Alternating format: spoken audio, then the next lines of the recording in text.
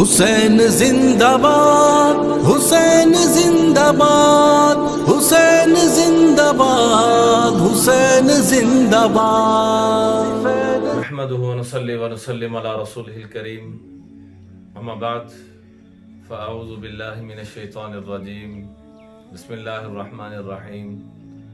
انما يريد الله ليذهب عنكم الرجس اهل البيت ويطهركم تطهيرا، وقال النبي صلى الله تبارك وتعالى عليه وآله وسلم: أدبوا أولادكم ثلاث خصال، حب نبيكم وحب أهل بيته وتلاوة القرآن، أو كما قال صلى الله تبارك وتعالى عليه وآله وسلم۔ میرے انتہائی قابل احترام خواتین و حضرات، محرم کا مہینہ جب آتا ہے تو ہمارے لاشعور میں ایک چیز آنا شروع ہو جاتی ہے کہ یہ وہ مہینہ ہے کہ جس میں قربانیوں کی انتہا زمین و آسمان نے دیکھی، جس قربانی کی ابتدا حضرت اسماعیل علیہ السلام نے شروع کی، اس قربانی کی انتہا حضرت امام حسین رضی اللہ تعالیٰ عنہ نے مکمل فرمائی۔ خود پیاسے رہ کر اسلام کو سیراب کیا۔ اللہ تعالیٰ ان مبارک ہستیوں کو، اللہ تعالیٰ اہل بیت عظام کے مبارک گھرانے کو، ان کے ساتھ محبت کرنے والوں کو اپنی شیان شان جزائے خیر عطا فرمائے۔ محرم کا مہینہ مجھے آپ کو ایک بہت بڑا درس دیتا ہے کہ اگر اہل بیت سے تمہیں محبت ہے تو کبھی بھی ظلم کا ساتھ نہ دینا، نہ ظلم کرنا، نہ ظلم کا ساتھ دینا، برداشت کر لینا، سہ لینا، درگزر کر دینا۔ تو اللہ کے محبوب صلی اللہ علیہ وآلہ وسلم نے فرمایا کہ تم کل قیامت میں میرے اور میرے مبارک گھرانے کے قدموں کے اندر ہوگے، اور جو معاف نہیں کرے گا، درگزر نہیں کرے گا، ظلم کرے گا، ظلم کا ساتھی بنے گا، ظالم کا ساتھی بنے گا، تو اللہ کے محبوب علیہ السلام نے فرمایا وہ جتنے مرضی دین کے کام کرتا رہے، من مشا مع ظالم وہو یعلم انہ ظالم، ایک آدمی ظالم کا ساتھ دیتا ہے باوجود اس کے کہ اس کو علم ہے کہ یہ غلط روش پہ چل رہا ہے، تو اللہ کے محبوب علیہ السلام نے فرمایا قد خرج من الاسلام، تو اس کا اسلام سے اور میرے سے کوئی تعلق نہیں ہے۔ اللہ تعالیٰ ہم سب کو ظلم ستم سے بچائے۔ حدیث پاک میں آتا ہے کہ دو گناہوں کی سزا رب دنیا میں ضرور دیتا ہے، ایک ظلم اور دوسرا رشتہ داروں سے قطع تعلق ہی کر دینا۔ حضرت امام حسین رضی اللہ تعالیٰ عنہ کی نسبت سے میں کچھ اور ان کے مبارک گھرانے کے متعلقہ اور ان کی قربانی کے متعلقہ کچھ گزارشات عرض کرنا چاہوں گا۔ حضرت امام حسین رضی اللہ تعالیٰ عنہ یہ وہ خوش قسمت ہیں کہ پیدائشی جنتی نہیں ہیں، پیدائشی جنت کی سرداریاں رب نے جن کو عطا فرمائی۔ اللہ کے محبوب علیہ السلام نے ساری زندگی کبھی اذان نہیں دی، جب ان ہستیوں کی باری آتی ہے تو خود نانا آگے بڑھ کر اذان بھی دیتے ہیں، اقامت بھی دیتے ہیں۔ اور ایسے ہی بچپن میں کسی بچے کو کبھی بیعت نہیں کیا۔ آپ کتنے عظیم ہیں حضرت امام حسین، ان بچوں کو اللہ کے محبوب بیعت بھی فرما رہے ہیں، کبھی حضور کی ہم نشینی میں، کبھی جبریل کی ہم نشینی میں، کبھی منبر رسول پر، کبھی آقا کے کندھوں پر۔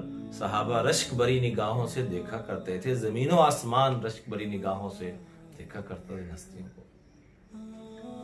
اللہ کے محبوب صلی اللہ علیہ وآلہ وسلم ان کو اپنے کندھوں میں بٹھا کے لے کے جا رہے ہیں، سامنے سے سیدنا عمر فاروق رضی اللہ تعالیٰ عنہ مسکراتے چہرے کے ساتھ ایک جملہ وہ ارشاد فرماتے ہیں اور ایک جملہ اللہ کے محبوب آگے سے ارشاد فرماتے ہیں۔ پہلا جملہ عمر فاروق نے کیا فرمایا؟ نعم الراکبان، تمہیں کیا خوبصورت سواری ملی ہے بچوں۔ تو اللہ کے محبوب علیہ السلام نے دوسرا جملہ مکمل فرمایا، نعم المرکوب مرکوبکما، سوار بھی تو دیکھو کتنے خوبصورت ہیں، سواری بھی خوبصورت، سوار بھی خوبصورت۔ ایک درخواست کروں گا، چونکہ بھی تفصیلاً वक्त गुंजाइश नहीं दे रहा कि मैं तफसील में बात करूं, लेकिन एक बात फिर इंशाल्लाह कभी तफसील से हमारे इंतहाई काबिल एहतराम हज़रत मौलाना हाफिज़ सलीम साहब के हुक्म पर कुछ गुजारिशात अर्ज़ कर रहा हूं, और साथ ही हमारे बड़े मोहतरम मौलाना गुलफाम साहब के हुक्म पर मुख्तसरन मैं ये पैगाम देना चाहूँगा कि हाथ जोड़ के खुदारा खुदारा खुदारा हम हज़रत इमाम हुसैन रज़ी अल्लाह ताला अन्हु को आका अलैहिस्सलाम के कंधों से जो उठाते हैं और सीधा करबला में घोड़े पर लेके चले जाते हैं। बीच में जो इतने साल गुजारे वो क्या मुबारक जिंदगी थी, बचपन में, लड़कपन में, जवानी में, बुढ़ापे में उन्होंने जिंदगी कैसे गुजारी, लोगों के साथ खिदमत खल्क के एतबार से कैसे पेश थे। इसके सैकड़ों वाक़यात मिलते हैं कि उनका रात का रोना धोना कैसा था, घर वालों के साथ रवैया कैसा था, अपने साथियों के साथ रवैया कैसा था। इन सारे मामलात को ज़रूर हम मुताला करें, ज़रूर इसको देखें। इससे इंशाअल्लाह हमारी ज़िंदगियों में अनवारो बरक़ात आएंगे और अल्लाह ताला बड़ी बरकतें अता फरमाएंगे। और अहले बैत से अल्लाह के महबूब अलैहिस्सलातु वस्सलाम ने फरमाया, अला व इन्न मसलु अहली बैती कमसली सफीनति नूह, मेरे घराने की मिसाल सफीनाए नूह की तरह है। मन रकीबहा नजा व मन तखल्लफ अन्हा हलक, जो इस पे सवार हो गया, जो इस पे सवार हो गया वो निजात पा गया। व मन तखल्लफा अन्हा हलक, और जो इससे पीछे रह गया वो तबाह बर्बाद हो गया। दूसरी हदीस पाक में अल्लाह के महबूब अलैहिस्सलाम ने फरमाया, अपने बच्चों को 3 चीजें दे दो, ये बच्चे तुम्हारी दुनिया आखिरत की खैरों का, बरकतों का, राहतों का जरिया बनेंगे। पूछा गया आका करीम सल्लल्लाहु अलैहि वसल्लम से वो 3 चीजें क्या हैं? तो फरमाया, हुब्बा नबिय्यिकुम व हुब्बा अहली बैतिही व तिलावतुल कुरान। इनको अपने महबूब अलैहिस्सलाम की, अपने नबी अलैहिस्सलाम की इतनी मोहब्बत कि इनके लिए आइडियल शख्सियत हो तो अल्लाह के महबूब हो, इनके लिए आइडियल घराना हो तो अल्लाह के महबूब का घराना हो, इनके लिए आइडियल पढ़ाई हो तो वो कुरान पाक की पढ़ाई हो। तो सबसे ज्यादा इन 3 चीजों को हमने फोकस करना है। और जिन जालिमों ने बुलाकर जुल्म ज्यादती की, इसमें मैं एक बात वाज़ेह कर दूं, कुछ हजरात के ज़हन में ये बात आती है कि सारे सहाबा क्यों नहीं गए। अल्लाह का वास्ता, सहाबा के बारे में एक जर्रा भी नफरत या कमी दिल में लाई तो तबाही बर्बादी हो जाएगी। सहाबा इकराम रज़ी अल्लाह तआला अन्हुम अजमाइन, कुछ की राय ये थी कि माहौल बनाया जाए फिर खुरूज किया जाए। हजरत इमाम हुसैन की राय ये थी कि अभी निकला जाए। तो इख्तलाफ राय ये अल्लाह की तरफ से रहमत भी होती है, बरकत भी होती है इसमें, बशर्ते के दिलों में नफरत ना हो, जैसे उनके दिल जुड़े हुए थे। तो इस मोहब्बत के साथ अगर सारे निकलते तो पूरे अरब में खून खराबा होता।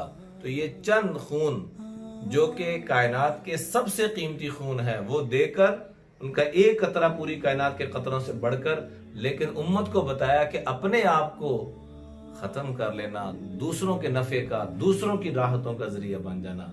उन हस्तियों ने उस करबो बला के मैदान में जाकर भी दूसरों का इकराम किया, दूसरों का एहसास किया, दूसरों की शफकत दिल में रखी। आइए, अगर हमें अहले बैत से दिली तौर पर मोहब्बत है तो जो उन्होंने अपने दुश्मनों के साथ, बाद में भी जब दुश्मन आते रहे, इब्ने ज़ियाद बाद में शिकस्त खाता हुआ काफी अरसे के बाद आता है और हज़रत इमाम ज़ैनुल आबिदीन के पास पहुंचता है, तो 40 साल तक हज़रत इमाम ज़ैनुल आबिदीन मुस्कुराए, खिलखिला के मुस्कुराए नहीं। बीवी ने वजह पूछी तो फरमाया, यूसुफ अलैहिस्सलाम अपने बाप से जुदा हुए थे, मिलाने का वादा था अल्लाह का, लेकिन कुरान कहता वह बियज़्ज़त आइना, उनकी आंखों से बिनाई चली गई। यहाँ तो मेरा सारा खानदान ही पक्का पक्का ही चला गया, दूध पीते बच्चों को भी ज़िबा कर दिया। लेकिन वो जो गवर्नर था वहां का, कूफा का उस वक्त का, इब्ने ज़ियाद, वो आता है और एक और वाक़या यजीद बिन खौली, जो सर उतारने वालों में, दोनों को खूब इकराम किया, खिलाया पिलाया। तो हैरान होकर दोनों ने एक ही जुमला कहा کہ لگتا ہے آپ نے مجھے پہچانا نہیں، لگتا ہے آپ نے ہم کو پہچانا نہیں. تو اب تک صبر کا پیمانہ لبریز نہیں ہوا تھا، اب صبر کا پیمانہ لبریز ہوگا. آنکھوں میں آنسو اور داڑھی مبارک آنسوں سے تر اور آنکھیں سرخ ہو گئیں اور جسم پہ کپ کپی طاری ہو گئی کہ ظالموں میں تمہیں کیسے بھول سکتا ہوں جنہوں نے ہمارا نہ کوئی چھوٹا چھوڑا نہ کوئی بڑا چھوڑا. ان ظالموں کے ساتھ بھی محبت پیار کا معاملہ کر رہے ہیں جو انہوں نے اپنے دشمنوں کے ساتھ کی. اللہ کی قسم ہم وہ اپنوں کے ساتھ شروع کر دیں، پوری دنیا پہ اسلام کا غلبہ ہو جائے اور ہم اللہ کے اور اہل بیت عظام کے قدموں میں کل قیامت میں جب پہنچیں گے تو اللہ کی قسم بڑے سرخرو ہو کے پہنچیں گے. یہی درخواست کروں گا کہ آج کربلا کا جو ہمیں پیغام ملتا ہے وہ یہ ہے، جو شاعر کہتا ہے پڑھو ہر دم درود ان پر، لیاقت ہو تو ایسی ہو، علی بابا نبی نانا شرافت ہو تو ایسی ہو، سر سجدے میں رکھ کر حسین نے یوں سنایا کلام اللہ، فرشتے بھی ہوئے حیران تلاوت ہو تو ایسی ہو.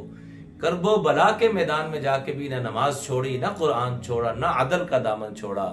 درخواست کرتا ہوں، منت کرتا ہوں کہ آج ہم بھی نیت کریں کہ ہم نے بھی اللہ کے فضل و کرم سے آج کے بعد نہ نماز چھوڑنی ہے، نہ قرآن چھوڑنا ہے. کم از کم سالانہ ایک قرآن تو مکمل کریں، مرنے سے پہلے ایک دفعہ تو کم از کم اس کو ترجمے سے پڑھ لیں اور کسی کے ساتھ بھی ظلم زیادتی نہ کریں. اللہ تعالیٰ سے دعا ہے کہ اللہ تعالیٰ ہم سب کو اچھے اخلاق نصیب فرمائے اور ان ہستیوں کے اوپر جو کروڑوں رحمتیں نازل ہو رہی ہیں اللہ کی، جو گنتی سے اوپر ہیں، اللہ جل جلالہ ہمیں بھی اس کا گزرا نصیب فرمائے. وآخر دعوانا الحمدللہ.